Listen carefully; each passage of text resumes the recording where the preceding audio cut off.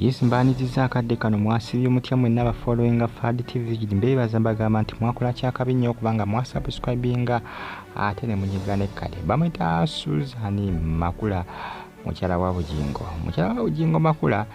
agamba nti tayinza kulekawo Bugingo ng'abasinga balowooza nti ayinza okwagala okukola divorce nti naye agamba ekitekisoboka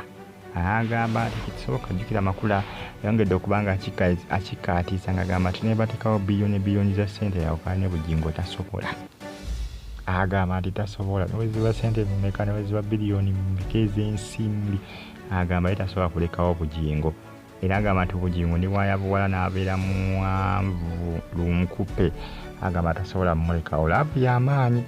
wakati wa Bugingo ne Makula kubanga eri abasinga bali balowooza nti okolyawo bajja kwawukana oluvannyuma lw'okunoonya omwana n'abula ne mwene bakyali bonna ate Bugingo alaga nti si wakuta Makula essaawa zino alaga si wakomota akyamulina ngira bateekateeka mbaga naye nga bonna bagamba nti bya divorce bye balinyegere mu mbaga yaabwe ne Makula munnanga agamba nti tasobola kukola divorce tasobola kwawukana ne Bugingo manye Bugingo yabadde atera okwogera ng'agamba nti tasobola kulekawo Makula kuno ne Makula avuddemu ekigambo n'ayatula n'akakasa n'akonfaame nga n'agamba tayinza kukola ki tayinza kulekawo Makulu Bugingo mune ebitambula akadde kano ku mitimbagano egya social media bagita Fad TV yuki Bugingo n'onkubadde Makula ebbanga kati ggwanvu litambuliridde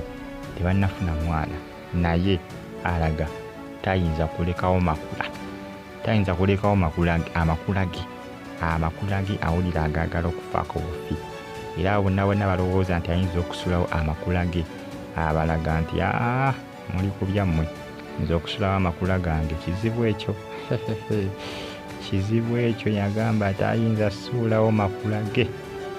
bamuyita mukulu Aloysius Bugingo oba Pastor Aloysius Bugingo eno bagita Fad TV jimbala mawuli agaba gatambula okwetolola eggwanga lya Uganda mukulu Bugingo yavana konfaminga n'agamba nti embaga bajja kuba bagikola essaawa zino it is just a matter of time nti just akaseera buseera naye nga kekutemu bwekwasi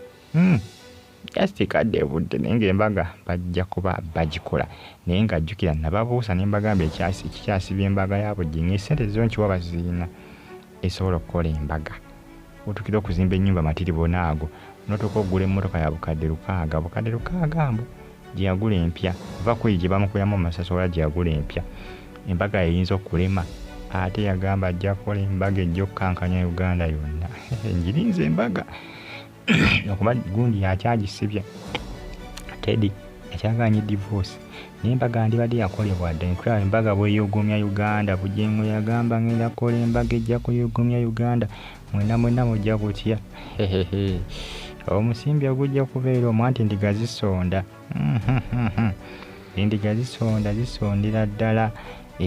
kakati awo omusimbi gwo bwe guli nkiwa kikyasibye ekya divorce kikyasibye ensonga n'ezeseete weeziri n'ebyo mwongera okubanga mugyefollowinga n'okubanga mugyekumirako bagita Fad TV Iraq, Qatar, Saudi Arabia, Oman, America, University of Chicago, Uganda, Kampala embagamba nti mwakola kyakabi nnyo mwena n'okubanga mugyefollowinga n'okubanga mugyekumirako bamuyita Makula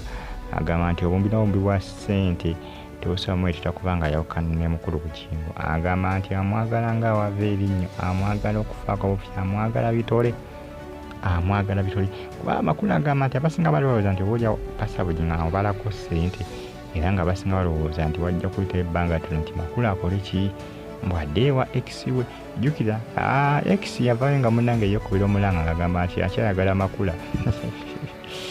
ng'agamba akyayagala Makula ex wa Susan Makula jjukira Makula akolanga mu bbaala ng'abasinga bye bagamba era omuvubuka oyo gye yamusanga naye nga musajja waffe byakweya nga omanyi nga bintu byakutetenkanya nsa Makula we yafunira omulimu ku Salt TV awo Pastor Bugingo gyakola ki yamusanga n'alyoka amugamba ekigambo n'amukubaganya era nga essaawa zino bali mukwano gutagambika bali mwami na mukyala ex yava munene ng'agamba ati munnange ekyakwagala komawo Kasinga ne bagamba Makula baali bakola plan ne X nti ajja kuddayo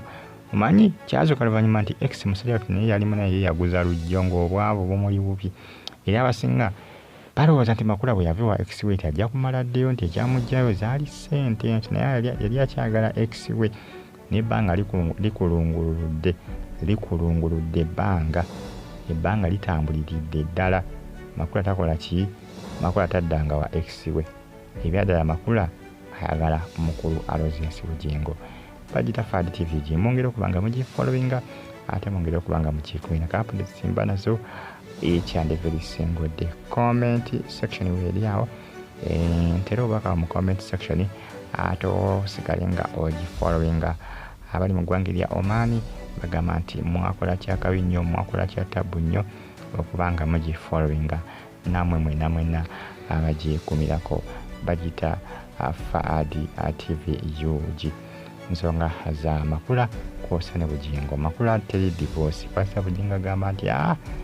tayinza kwawukana na Makula era agamba nti divorce ejja kubeera successful bajja kukola omukolo gwabwe gwe baagala ye mukulu Bugingo agamba nti wakyaliwo ebikyabakutte naye agamba nti bijja kuggwa era divorce ejja kubeera successful divorce ne teri Bugingo era bajja kukola ki bajja so kubanga munnange bakola embaga yaabwe ey'ebirooto egy'okusaanikira Uganda ensimbi zongiwa weeziri agali embaga mugirinde baaba kuba egenda kusaanikira Uganda yonna n'omusajja akyogera n'agamba bwana agikola ejja kusaanikira Uganda buli muntu ajja kuba agyogerako ejja kwogerwa ku mitimbagano egya social media nga buli mugi ayogerako omusajja bw'atyo bwe yakola ki omusajja bw'atyo bwe yagamba nti bwe naagikola buli omu ajja kwewuunya kubanga ejja kumenya emiti si bituuke wabula ejja kumenya miti ejja kuyugumya ebizimbe biri ebizito ebizimbe binene ejja kubiyugumya byebyo munnange teri divorce teri kwawukana Makula engedde okuba nga akikonfaminga ne Pastor Bugingo yakikonfaminga kubanga abasinga balowooza nti bajja kumala bakole ki bawukane ensonga nti Makula akyalemedde okuba nga azaalira Bugingo naye munnaye ekirabika ndoozi tebiriwo byonna bandooza bakubeera lubeerera mpaka forever and ever. Mbagala nnyo mwenna mwongere okuba nga mugifollowinga n'okuba nga mugyekumirako naye nga mbagambye nti mulinde embaga egenda kuyugumya ebizimbe emiti ejja gisuula tejja kusuula bitooke wabula ejja kusuula miti ekikyagisibya embaga nze kyensuubira kyendaba ye divorce era ne Bugingo yakyogeddeko n'agamba nti ejja kubeera successful era embaga bajja kugikola mubere bulungi mbagala nnyo mwenna Fad TV GKR TV Uganda now mweraba